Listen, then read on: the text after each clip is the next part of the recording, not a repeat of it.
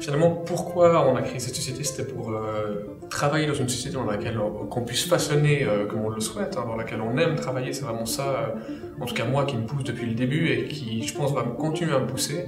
C'est vraiment continuer à développer la société pour permettre à toutes les personnes qui travaillent dans cette société, finalement, d'être à un poste qui leur plaît, de faire des activités qui leur plaisent. Et c'est ça qui est joli.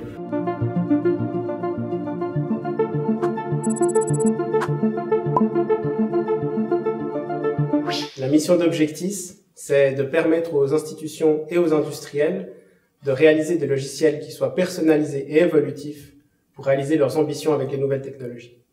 Et donc, très concrètement, on a 3 pôles d'activité principaux. Un, on développe le logiciel qui va être sur la machine pour piloter la machine. On travaille aussi dans tout ce qui est usine intelligente pour faciliter la supervision de la production. Et également dans le développement de portails IoT pour l'interconnexion d'objets intelligents. Donc après notre projet de diplôme, on a tous été recrutés dans l'Institut d'automatisation industrielle. Et en fait, en travaillant sur les projets, on a découvert qu'en fait, c'est un monde où l'informatique est en train de pousser, de naître et de grandir.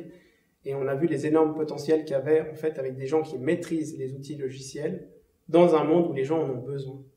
Et donc du coup, à travers différentes expériences, en 3 ans là-bas, on a développé des technologies qui étaient utiles pour l'industrie. On a réussi à avoir la confiance de clients qui aimaient bien travailler avec nous. Et puis aussi, nous, entre nous, on adorait travailler les uns avec les autres et puis de collaborer et de partager en fait cette passion. Et à la fin, on s'est dit, qu'est-ce qu'on fait? Chacun part dans son coin ou on crée la société? Puis c'est vrai qu'on n'a pas beaucoup réfléchi et on s'est lancé dans Objectis, quoi. C'était la voie qui paraissait naturelle pour continuer. Je dirais que j'ai eu quelques doutes parfois parce que c'était pas tous les jours facile de travailler sans compter ses heures ou j'étais aussi le premier à avoir une famille à côté, donc c'était plus facile à me remettre en question sur certains aspects, alors que mes collègues cofondateurs et amis pouvaient s'investir autant qu'ils voulaient nuit et jour.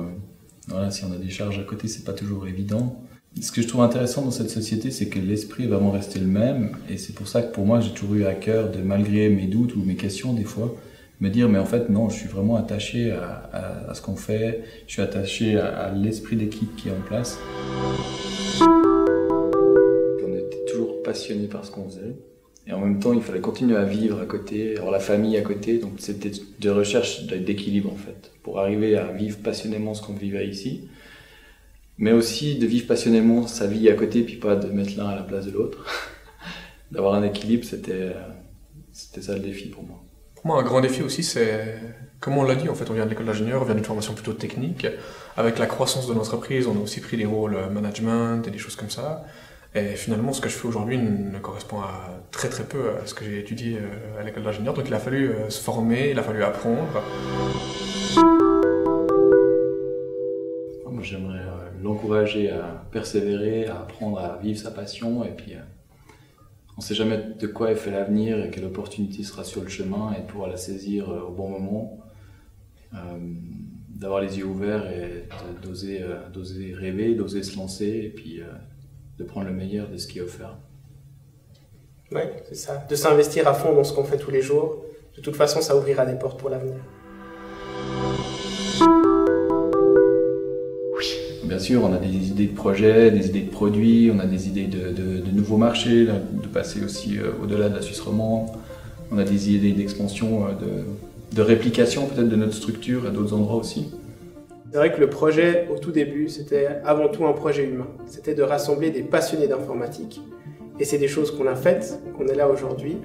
Et moi, je souhaite que ça continue à aller dans cette direction et qu'Objectis continue à être la place to be pour toutes les personnes qui aiment l'informatique industrielle.